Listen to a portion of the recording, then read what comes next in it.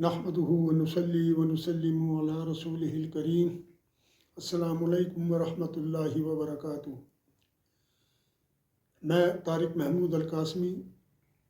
آج کا درس جس طرح میں نے آپ لوگوں سے وعدہ کیا تھا عقائد کے حوالے سے، اس کی پہلی ویڈیو آج آپ کی خدمت میں پیش کر رہا ہوں۔ عقیدہ میں نے کل بیان کر دیا تھا آپ کو، آج جو ہے ایمان کے حوالے سے ہم بات کریں گے کہ ایمان کسے کہتے ہیں۔ ایمان کہتے ہیں زبان سے اقرار کرنے کو اور دل سے اس اقرار کی تصدیق کرنے کو، یعنی دل میں آپ کے دل میں ایک اتنا مضبوط ایک خیال جم جائے، ایک تصور اتنی مضبوطی کے ساتھ جم جائے کہ آپ اس تصور کا زبان سے اس طور پر اقرار کریں کہ وہ ایک حقیقت، آپ اس کو ایک حقیقت کے طور پہ آپ اس کو پیش کریں۔ جس طرح میرے دل کے اندر یہ چیز موجود ہے کہ میرا رب وحدہ لا شریک ہے اور حضور نبی محترم صلی اللہ علیہ وسلم اللہ کے آخری نبی ہیں، تو میں جب اقرار کروں گا، تو میں جب کہوں گا لا الہ الا اللہ محمد الرسول اللہ، یا میں کہوں اشہد اللہ الہ الا اللہ و اشہد ان محمد عبدہ و رسولہ، تو یہ وہ جو تصور میرے دماغ میں ہے یا میرے دل میں ہے، اس کو میں ایک حقیقت کے طور پر تسلیم کر رہا ہوں۔ اور زبان کے اقرار کرنے کا مطلب بھی یہ ہوتا ہے کہ دل میں جو تصور جمع ہوا ہے اس کو میں بتا رہا ہوں کہ صرف تصور نہیں بلکہ یہ ایک حقیقت کے طور پہ میں اس چیز کو بیان کر رہا ہوں۔ اسی لیے اس کو ایمان کہا گیا ہے کہ زبان سے اقرار اور تصدیق قلب سے ہو۔ اب اس کی کچھ صورتیں ہیں۔ ایک تو یہی صورت ہے جو میں نے بیان کر دی کہ زبان سے اقرار کرے اور دل میں اس کی تصدیق موجود ہو، دل سے اس کی تصدیق بھی کرے اس تصور کی کہ جو دل میں پڑا ہوا ہے، اس کے اوپر ایک مضبوطی کے ساتھ اعتماد ہو اور کسی قسم کے شک و شبے کی اس میں کوئی گنجائش نہ ہو۔ اس کو کہا جاتا ہے ایمان۔ تو یہ وہ ایمان ہے کہ جو ظاہر ہے، لوگوں کو بھی پتہ چل جاتا ہے جب کوئی آدمی زبان سے اقرار کرتا ہے اور دل میں اس کی تصدیق ہوتی ہے، اور اس کے علاوہ لوگوں کو اس کا پتہ چل جاتا ہے کہ یہ شخص جو ہے مسلمان ہو گیا۔ دوسرا طریقہ کار یہ ہے کہ ایک شخص زبان سے اقرار کرتا ہے لیکن دل میں اس کے تصدیق نہیں ہوتی۔ تو نبوت میں کا جو دور تھا نبی پاک صلی اللہ علیہ وسلم کو، اس وقت تو پتہ لگ جاتا تھا، وہی کے ذریعے اللہ تعالیٰ بتا دیتے تھے کہ یہ شخص منافق ہے۔ کیوں کہ جو زبان سے اقرار کرے اور دل میں اس کی تصدیق نہ ہو، اس کو منافق کہتے ہیں۔ اور منافق وہ ہوتا ہے کہ جو دل میں جو پوشیدہ ایک بات ہے، اس کے الٹ، اس کے برخلاف ظاہر میں کسی چیز کو آشکار کر دے اور لوگوں کو یہ یقین دلوانے کی کوشش کرے کہ وہ ایمان رکھتا ہے جبکہ وہ ایمان نہ رکھتا ہو۔ تیسری چیز یہ ہے کہ ایک شخص ہے جس نے دل میں اللہ کے اوپر بڑا مضبوط یقین رکھا ہوا ہے اور بہت مضبوط اس تصور کو قائم کیا ہوا کہ حقیقتاً اللہ کی ذات بابرکت وحدہ لا شریک موجود ہے اور اس کا کوئی شریک نہیں ہے، اور نبی پاک صلی اللہ علیہ وسلم اللہ کے آخری پیغمبر اور رسول ہیں۔ اور اس چیز کے اندر وہ زبان سے اقرار نہ کرے کیونکہ اس میں کئی چیزیں ہو سکتی ہیں۔ مثلا آپ دیکھیں ہندوؤں میں جو بھی ایمان لے کر آتا ہے اس کو وہ مار دیتے ہیں، اس ڈر کی وجہ سے لوگ وہ نہیں کر سکتے۔ اور ایک شخص جو ہے تو چپ چاپ رہتا ہے ہمیشہ سے اور کسی کو ظاہر نہیں کرتا، اس لیے اس کو لوگ ہندو ہی سمجھتے رہتے ہیں۔ لیکن اللہ کی ذات جو کل کائنات کی مالک ہے، جو انسانوں کے ظاہر اور باطن کی مالک ہے، جس سے کسی دل کی سوچ پوشیدہ نہیں، جو ہر اس سوچ کو جانتا ہے جو ابھی ہمارے دماغ میں، ہمارے دل میں نہیں آئی، لیکن اس کو پتہ ہے کہ کتنے دن کے بعد آئے گی اور کس طرح آئے گی اور کیسے آئے گی اور سوچ کی کیفیت اور ماہیت کیا ہوگی، وہ اس سب چیزوں سے واقف ہے۔ لہذا اس ذات اقدس کو تو اس کا ایمان قبول ہے نا۔ اس نے جو ظاہری اقرار نہیں کیا، اس کی وجہ سے اس کو کوئی مسلمان نہیں سمجھتا۔ اور یہی وجہ ہے کہ اقرار کی جو حکمت ہے وہ یہی ہے کہ اس کے اوپر شرعی احکامات کا نفاذ کیا جا سکے۔ مثلا وہ نماز پڑھے، روزہ رکھے، حج کرے، زکوٰۃ دے، اس کے علاوہ قربانی کرے، اس طریقے سے جو ہے تو اور جتنے بھی احکامات ہیں، جب وہ مر جائے اس کی نماز جنازہ ہو۔ لیکن ایسے لوگوں کی نماز جنازہ پھر نہیں ہو سکتی، وہ جس مذہب سے تعلق رکھتے ہیں اسی مذہب کے حساب سے ان کا جو ہے تو وہ آخری رسومات ان کی ادا کر دی جاتی ہیں۔ یہ تو ایک ایمان کے مسئلے کے ساتھ میں نے ایک بات کر دی آپ کو۔ اب چیز یہ ہے کہ ہم جب ایمان کے حوالے سے بات کرتے ہیں تو آج آپ دیکھ رہے ہیں کہ کس طریقے سے لوگ گمراہی کا شکار ہو رہے ہیں، اور کس طریقے سے یہ جن کو میں لونڈے لپاڑے کہتا ہوں، یہ کس طریقے سے لوگوں کو گمراہ کر رہے ہیں۔ اب کیا کرائیٹیریا ہمارے پاس ہو کہ ہم ان لونڈے لپاڑوں کی اس تمام تحریک کو برباد کر کے رکھ دیں؟ کیونکہ نہ حق ہے، یہ باطل ہے، یہ باطل ہے، لہٰذا ان کو ہم نے ہی ان کا مقابلہ کرنا ہے اور لوگوں کو ہم نے بتانا ہے کہ کون سی بات ٹھیک ہے، کون سی حق ہے، کون سی سچ ہے۔ اس کا ایک ہی طریقہ ہے، وہ طریقہ یہ ہے کہ نبی پاک صلی اللہ علیہ وآلہ وسلم کا جو دور اقدس ہے، جو دور پاک ہے، جو دور مبارک ہے، ہم نے اس سے نہیں ہٹنا۔ ہم نے آج کے دور کے ہر عقیدے کو اس دور کے اندر جا کے چیلنج کرنا ہے۔ ہم نے دیکھنا ہے کہ صحابہ اکرام کی تعلیمات کیا تھیں، صحابہ اکرام کی تربیت کیسے کی گئی، نبی کریم صلی اللہ علیہ وآلہ وسلم کس طرح صحابہ اکرام کو کس کس امور کے کرنے کی تلقین فرماتے تھے۔ پھر اور اس کی وجہ کیا؟ وجہ یہ کہ نبی پاک صلی اللہ علیہ وسلم نے فرمایا ہے خیر القرون قرنی ثم الذین یلونہم ثم الذین یلونہم، کہ بہترین زمانہ میرا ہے، پھر اس کے نزدیک کا زمانہ، پھر اس کے نزدیک کا زمانہ، اور آگے نبی علیہ السلام فرماتے ہیں اس کے بعد فتنے پھیل جائیں گے، انتشار پھیل جائے گا، لوگوں کے اندر بدعات کا ظہور ہو جائے گا۔ اس کا مفہوم یہ ہے حدیث کے اگلے ٹکڑے کا۔ اب جب ایسا ہو گیا تو اب بہترین تین زمانے ہیں، مطلب یہ کہ تابعین کا جب تک آخری بندہ زندہ ہے، تابعین کا تابعین کا آخری بندہ زندہ ہے، اس وقت تک وہ تیسرا دور چل رہا ہے۔ جس روز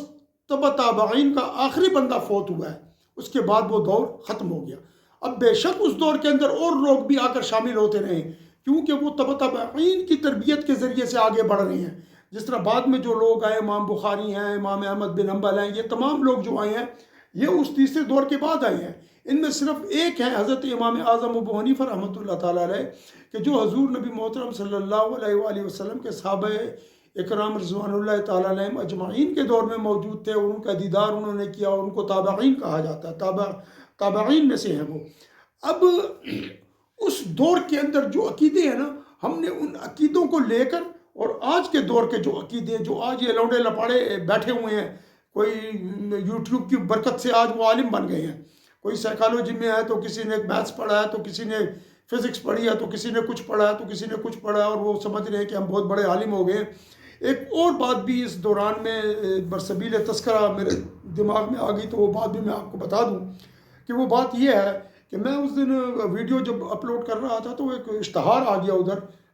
تو میں نے دیکھا کہ اس میں لکھا تھا کہ عربی سیکھ کے قرآن سمجھیں۔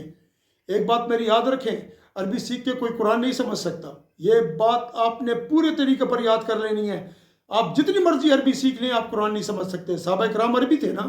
صحابہ اکرام سے اچھی عربی آتی ہے ہم لوگوں کو، یا ان لوڈے لپاڑوں کو جو لوگوں کو کہہ رہے ہیں عربی سیکھو اور قرآن سمجھو، ایسے نہیں ہے۔ ایک صحابی تھے، قرآن مجید میں ایک آیت موجود ہے، پارہ نمبر 2 سورۃ البقرہ میں، کہ جب کالا تار یعنی کالا دھاگا سفید دھاگے سے جدا ہو جائے، یا سفید دھاگا کالے دھاگے سے جدا ہو جائے، تو تم کھانا پینا بند کر دو۔ یہ جو کالا دھاگا ہے نا، اس سے مراد ہے رات کی تاریکی، اور جو سفید دھاگا ہے اس سے مراد ہے جب وہ فجر صبح صادق طلوع ہوتی ہے، جس وقت کے وہ روشنی جو ہے تو اس طرح افق کی چوڑائی میں پھیلتی ہے، اس کو صبح صادق کہتے ہیں، اس وقت روزہ بند کیا جاتا ہے۔ تو صحابی نے جب یہ آیت سنی تو انہوں نے کیا کیا کہ کالا اور سفید دھاگا دونوں ملائے اور تکیے کے نیچے رکھ کے سو گئے۔ اب تکیے کے نیچے رکھ کے سو گئے، اب رات کو بار بار اٹھ کر دیکھ رہے ہیں اس کو، وہ سفید دھاگا تو کالے دھاگے سے جدا نہیں ہو رہا۔ تو وہ بڑے پریشان ہوئے، صبح ہوئی تو نبی علیہ السلام کے حضور میں حاضر ہوئے اور عرض کی کہ یا رسول اللہ صلی اللہ علیہ وسلم، میں تو رات کو یہ کالا دھاگا اور سفید دھاگا دونوں ملا کے رکھے، اور میں دیکھتا رہا کہ کب کالا دھاگا جو ہے تو سفید دھاگا کالے دھاگے سے جدا ہوتا ہے، لیکن وہ تو نہیں ہوا۔ تو نبی پاک صلی اللہ علیہ وسلم نے ان سے فرمایا کہ یہ بات ایسے نہیں ہے، کالے دھاگے سے مراد افق کی تاریکی ہے، جو رات کی تاریکی افق پر ہوتی ہے، اور سفید دھاگے سے مراد اس افق کی تاریکی سے سفیدی کی صبح صادق کی روشنی کا طلوع ہونا ہے، یہ مراد ہے۔ تو صحابہ اکرام جب قرآن نہ سمجھ سکے تو پھر باوجود کہ وہ انتہائی بلیغ اور انتہائی فصاحت و بلاغت والی عربی جانتے تھے، اور ان کا ایک نام تھا اس کے اندر، پھر آپ آج کے یہ لونڈے لپاڑے کون ہیں جو قرآن کا عربی سیکھ کے قرآن کا ترجمہ کریں گے؟ اور دوسری بات اس سلسلے میں آپ کو یہ بھی کہہ دوں، یاد رکھیں جب آپ عربی سیکھیں گے نا تو وہ لغوی عربی ہوگی، لغت کے حساب سے ہوگی۔ مثلا عربی میں ہاتھ کو ید کہتے ہیں، قرآن میں آیا ید اللہ فوق ایدیہم، کہ اللہ کا ہاتھ ان کے ہاتھوں کے اوپر ہے۔ جب یہ سورۃ الفتح ہے جہاں پر نبی کریم صلی اللہ علیہ وسلم صحابہ اکرام سے بیعت لے رہے تھے، اس کو بیعت شجر بھی کہتے ہیں. یہ جو بیعت لی گئی اس کے اندر ید کا نام آیا،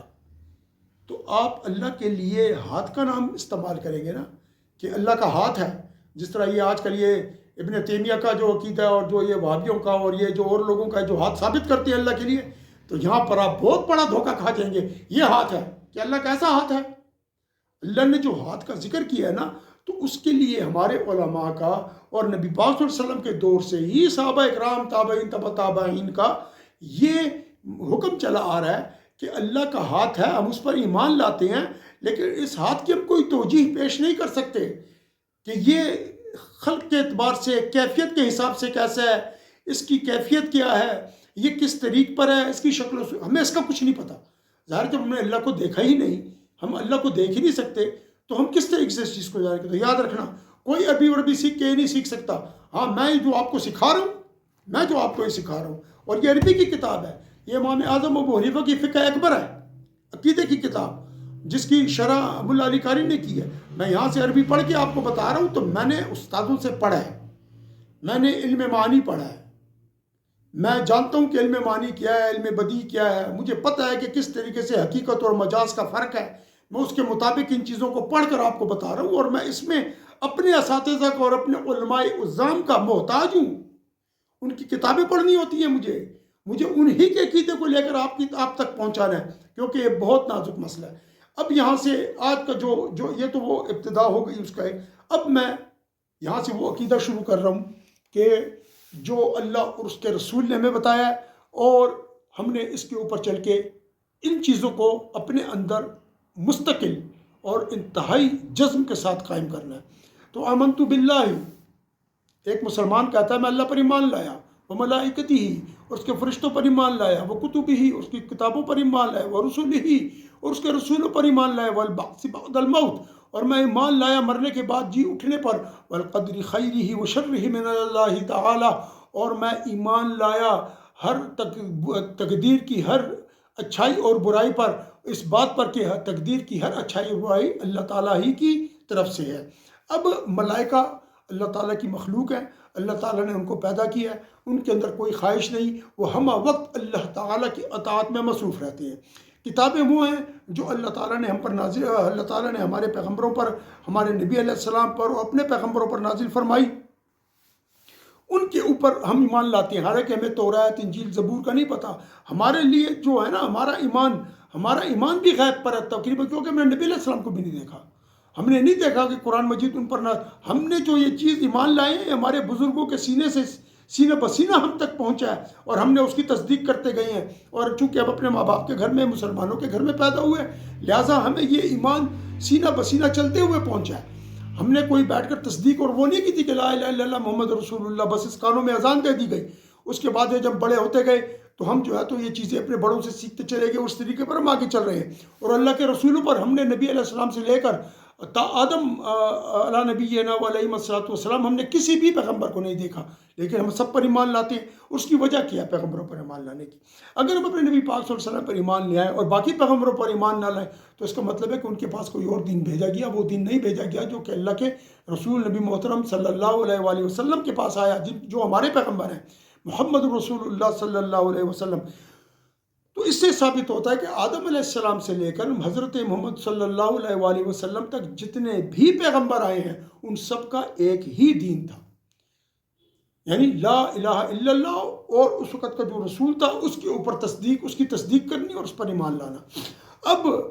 وہ جو عقیدہ تھا وہ کیا تھا؟ وہ یہی عقیدہ تھا جو آج ہمارا ہے. اللہ وحدہ لا شریک ہے، اس کا کوئی شریک نہیں، پیغمبروں پر ایمان، ملائکہ پر ایمان، کتابوں پر ایمان، مرنے کے بعد جی اٹھنے پر ایمان اور تقدیر پر ایمان. لیکن وہ لوگ اس کا انکار کرتے رہے. ہم نے انکار نہیں کیا، ہم نے تسلیم کر لیا اور اپنے نبی پاک صلی اللہ علیہ وسلم کی بات کی تصدیق کی، اور ہم نے مان لیا کہ ہمارے نبی پاک صلی اللہ علیہ وسلم اللہ کے آخری پیغمبر ہیں اور وہ حق اور سچے ہیں، اور جو بات کہتے ہیں اس میں جھوٹ نہیں ہوتا، لہٰذا اس کو ہم نے تسلیم کر لیا. والبعث بعد الموت، اور مرنے کے بعد جی اٹھنے پر، کہ جب ہم مر جائیں گے اس کے بعد ہم زندہ ہوں گے. ایک تو زندہ وہ ہے جو قبر میں حساب کے وقت کیا جائے گا، ماذا تقول فی حاضر، ماذا کنت تقول فی حاضر رجل، تم ان شخصیت کے بارے میں کیا کہتے ہو؟ جب نبی پاک صلی اللہ علیہ وسلم قبر شریف میں ہمیں اپنا دیدار دیں گے اور فرشتے اشارہ کر کے پوچھیں گے کہ ان شخصیت کے بارے میں تم کیا کہتے ہو، تو ہم کہیں گے کہ یہ میرے نبی پاک صلی اللہ علیہ وآلہ وسلم ہے۔ ایک یہ زندہ ہونا ہے اور ایک وہ زندہ ہونا ہے جب حساب کتاب، حشر نشر، قیامت کے دن جب قیامت قائم ہوگی، ہمیں زندہ کر کے اور اس میدان حشر میں پیش کیا جائے گا جہاں پر ہمارا حساب کتاب ہوگا، اور رب کریم ہم سے ہماری باتوں کی پوچھ تاچھ کریں گے، پوچھ گچھ کریں گے۔ والقدر خیرہ وشرہ من اللہ تعالیٰ، تقدیر ہے، تقدیر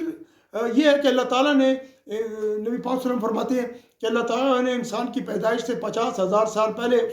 اس کا جو ہے نا انسان کی تقدیر بنا دی تھی۔ تقدیر ہمیں جو بھی خیر و شر دنیا میں پہنچتی ہے وہ تقدیر کی وجہ سے پہنچتی ہے۔ تقدیر 3 طریقوں پر جو ہے تو موجود ہے۔ ایک تقدیر مبرم ہے، یہ وہ تقدیر ہے جو کبھی بھی نہیں بدلتی۔ ایک تقدیر معلق ہے، یہ وہ تقدیر ہے جو بدل جاتی ہے دعا سے، صدقہ زکوٰۃ سے، خیرات سے، نماز روزے حج زکوٰۃ سے، ان چیزوں سے تقدیر، دعا کرنے سے یہ تقدیر بدل جاتی ہے۔ ایک وہ تقدیر ہے جو بدلتی ہے لیکن اس کے لیے بہت متقی، پرہیزگار، کسی پیر پیغمبر کی ضرورت ہوتی ہے، کسی اللہ کے ولی کی، ایسے ولی کی جو بہت پرہیزگار ہو اور بڑے ہی درجے کا مالک ہو، ابدالوں میں سے ہو، کتب میں سے ہو، غوث میں سے ہو، ان لوگوں کی دعا سے ہوتی ہے، اور اس کو کہتے ہیں کہ تقدیر معلق بصورت مبرم، یعنی وہ ایسی تقدیر ہے جو ہے تو معلق لیکن بصورت مبرم ہے۔ اس کے لیے بہت وہ قوت چاہیے روحانی، ایسی اللہ کی رضا چاہیے، اللہ کی بہت بڑی معرفت اور اس کی بہت بڑی فضل اور کرم چاہیے اس کا کہ وہ دعا ہماری قبول ہو۔ اور یہ بات حضرت امام ربانی مجدد الف ثانی رحمۃ اللہ تعالیٰ نے اپنی کتب میں لکھی،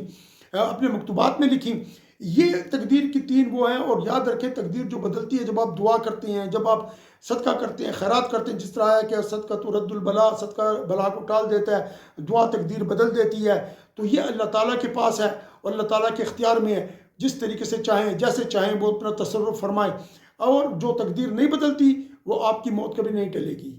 آپ کی زندگی ختم ہوگی ایک دن، آپ کا رزق ختم ہوگا ایک دن، آپ کے لیے جو کچھ اولاد اللہ نے لکھی ہے کس طریقے سے اس سے لکھی، اگر اس نے اس کو جزم کے طور پر لکھ دیا تو وہ جزم پہ رہے گی۔ دوسری بات یہ، تقدیر اللہ تعالیٰ حکماً نہیں لکھتے، اللہ تعالیٰ نے تقدیر لکھی ہے وصفاً، یعنی اگر کہ کوئی شخص ہے نا، زید ہے، تو زید ایمان لائے گا اپنے ارادے اور اختیار سے، اور اللہ تعالیٰ نے اس کو وصفاً لکھا ہے اور میں اس کو ایمان دوں گا۔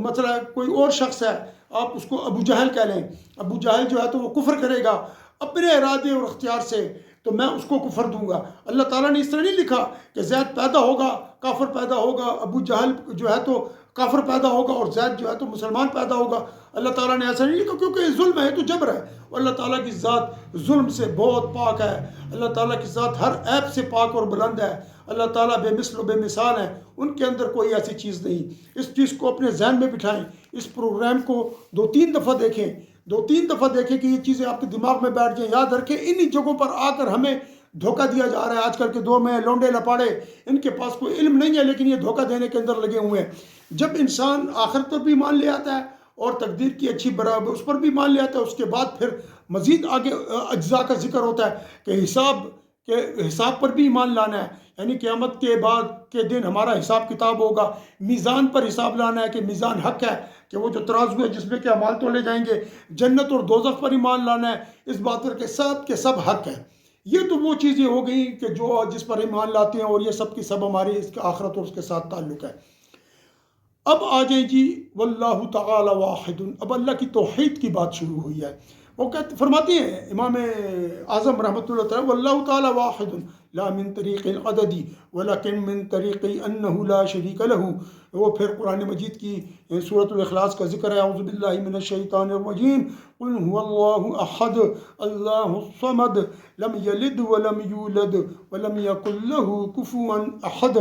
صدق اللہ العظیم۔ یہ وہ طریقہ ہے اللہ کی توحید پر ایمان لانے کا کہ اللہ تعالیٰ واحد ہیں، لیکن وہ طریقے عدد سے واحد نہیں ہیں، جس طریقے سے ہم 1 2 3 4 پڑھتے ہیں ایسے عدد کے طریق پر واحد نہیں ہیں، بلکہ جب ہم یہ کہتے ہیں نا اللہ ایک ہے، تو ہم یہ نہیں کہتے کہ اللہ عدداً ایک ہے کہ اس کے بعد وہ کسی اور کو بنا دیں یا کوئی اور ان کا جو ہے تو ان کے ساتھ شریک ہو جائے، نہیں، ایسا نہیں ہے۔ اللہ تعالیٰ واحد ہیں لیکن عدد کے طریق پر نہیں، بلکہ بطریق لا شریک لہ، اللہ تعالیٰ کا کوئی شریک نہیں ہے، اللہ تعالیٰ وحدہ لا شریک ہے، ان کا کوئی شریک نہیں ہے، اس طریق پر ہم کہتے ہیں واحد۔ اور یہی وجہ ہے کہ پھر قرآن نے کہا کل هو اللہ احد، کہہ دیجئے میرے حبیب، آپ فرما دیجئے ان لوگوں سے کہ اللہ یکتا ہے، یعنی اکیلا، تنہا، کوئی اس کے ساتھ اور نہیں ہے، نہ اس کو کوئی چانس ہے کہ کوئی آ کر اس کے ساتھ ملے گا، نہ اس کا کوئی امکان موجود ہے کہ کوئی اور اس کے بعد آ جائے. جس طرح یکتائی کا اور یہ جو بات کی گئی ہے اس کی وجہ یہی ہے کہ جس طرح کفار کہا کرتے تھے کہ ہم تو ان بتوں کی اس لیے پرستش کرتے ہیں کہ ہمیں اللہ کے قریب کر دیتے ہیں. تو وہ دیکھیں انہوں نے کیا کیا، اللہ کے تعالیٰ کے ساتھ ان کو شریک کر کے ان کی عبادت شروع کی. عدد کے حساب سے وہ اللہ کو ایک ہی مانتے تھے لیکن اللہ کے ساتھ شریک کرتے تھے. اللہ کو ایک مانتے تھے لیکن شریک کر دیا. تو جب کہا نا کل هو اللہ احد، اللہ یکتا ہے، اور پھر امام اعظم صاحب اللہ تعالی واحد اللہ من طریق العدد ولکن من طریق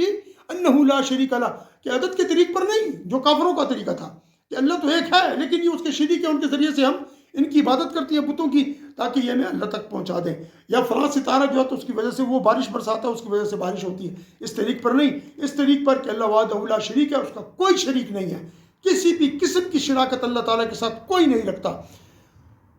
اور اللہ الصمد، اللہ بے نیاز ہے، مطلب یہ کہ اس کو مخلوق میں سے کسی کی حاجت نہیں، کسی کی طرف وہ متوجہ نہیں ہوتا. اپنی حاجت پوری کرنے میں، اس کائنات کو بنانے میں، اس کائنات کے تمام نظام کو چلانے میں وہ بے مثل و بے مثال، بالکل لوگوں سے بے پرواہ، بے نیاز ہے. اور تمام مخلوق اس ذات کی طرف رجوع کرتی ہے اپنی حاجات میں اور اپنی مشکلات کو دور کرنے کے لیے. لم یلد ولم یولد، نہ تو وہ کسی سے پیدا ہوا نہ اس سے کوئی پیدا ہوا. تو اللہ تعالیٰ کی ذات حادثات کی جگہ نہیں ہے جس طرح ہم لوگ ہیں، پہلے شادی کرتے ہیں، پھر ہماری بیوی آتی ہے، پھر ہم جو ہے تو ایک خاص طریقے سے ملاقات کرتے ہیں، اس کے بعد جو ہے تو ہماری بیوی حاملہ ہو جاتی ہے، پھر اس سے بچے پیدا ہوتے ہیں. تو میں بھی مقام حادث ہوں، محل حادث ہوں، اور میری بیوی بھی محل حادث ہے. ہم دونوں نے ایک کام کیا، اس کے ذریعے سے ایک چیز بنی اور پھر بچے پیدا ہوئے. اللہ تعالیٰ کی ذات اس طرح نہیں ہے. اللہ تعالیٰ محل حوادث نہیں ہے، اللہ بے مثل و بے مثال ہے. اللہ تو جو چاہتا ہے اپنے علم، ارادے، قدرت سے کن کہتا ہے اور فیکون ہو جاتی ہے. وہ اس قسم کی کسی بھی چیز سے پاک ہے. اور اولاد کی وہ ہونا، جس طریقے سے یہ عیسائی کہتے ہیں کہ وہ مریم علیہ السلام جو ہے ان کو وہ اللہ تعالیٰ کی نعوذ باللہ من ذالک زوجہ سمجھتے ہیں، اور ان سے جو ہے تو پھر عیسیٰ علیہ السلام پیدا ہوئے تو وہ باپ ہو گئے، اور عیسیٰ علیہ السلام جو ہے تو وہ بیٹے ہو گئے. اور وہ تو ان کو کہتے ہیں اس طریقے سے ہے کہ ان کی اس طریقے سے کوئی زوجہ وغیرہ نہیں ہے، سب بکواس ہے. کسی قسم کی کوئی مشابہت، کوئی مجانست کچھ بھی نہیں ہے. وَلَمْ يَكُنْ لَهُ كُفُوًا أَحَدٌ، اور کف کہتے ہیں کسی کی مثال ہونا. جس طرح ہمارا شریعت میں آتا ہے، اس طرح فقہ کی کتابوں میں بھی آتا ہے کہ آپ اپنی بیٹیوں کا نکاح کف میں کریں، یعنی جس ذات کی لڑکی ہو اسی ذات، اسی حیثیت کے خاندان میں اپنی لڑکی کو دینا چاہیے. اس کو کف کہا جاتا ہے. تو یہاں سے کف سے وہ کفواً احد، کوئی بھی اللہ کا کف نہیں ہے، اللہ کی مثل کوئی نہیں ہے. کسی قسم میں بھی اللہ تعالیٰ سے کوئی مشابہت، کوئی مثل، کوئی جو ہے تو نظیر نہیں رکھتا، بلکہ اللہ تعالیٰ بے مثل و بے مثال وحدہ لا شریک ہے اور اس کا کوئی شریک نہیں ہے. آج یہاں پر اپنے درس کو ختم کرتے ہیں، بہت لمبا ہو جائے گا. کل سے انشاءاللہ تعالیٰ اس کے بعد جو ہے تو مزید اللہ تعالیٰ کی ذات و صفات کے حوالے سے اگلا جو انشاءاللہ پروگرام ہوگا اس کے بعد متعلق ہوگا.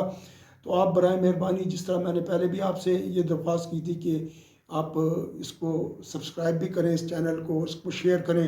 اور جتنی ہو سکے آپ اپنی جو لائک کریں اس کو، اور ساتھ میں اپنے آراء سے مجھے آگاہ کریں. آپ کا کوئی سوال ہو وہ آپ اس کے اندر لکھیں، میں اس کا جواب دوں گا. اور اگر آپ کا سوال بہت ہی ہائی لیول کا ہوا تو میں پورا اس کے اوپر ویڈیو بنا دوں گا انشاءاللہ تعالی اللہ کے فضل و کرم سے. اور کوشش یہ کریں کہ آپ وہ جو بیل آئیکن ہے اس کو بھی دبا دیں اور آگے شیئر کریں، اور لوگوں کو بھی آپ اس دعوت میں شریک کریں تاکہ ہم آج کے ان لونڈے لپاڑوں کا جنہوں نے بہت ہی تباہی پھیلا دی ہے ان کا مقابلہ کر سکیں، اور اللہ اور اس کے رسول کے سچے دین کی تبلیغ اور ترویج کر سکیں، اور لوگوں کو حقیقی معنوں میں بتا سکیں کہ دین کیا ہے. وآخر دعوانا ان الحمدللہ رب العالمین، وصلی اللہ تعالی علی خیر خلقہ ونور عرشہ محمد وعلی آلہ وصحابہ اجمعین برحمتک یا ارحم الراحمین.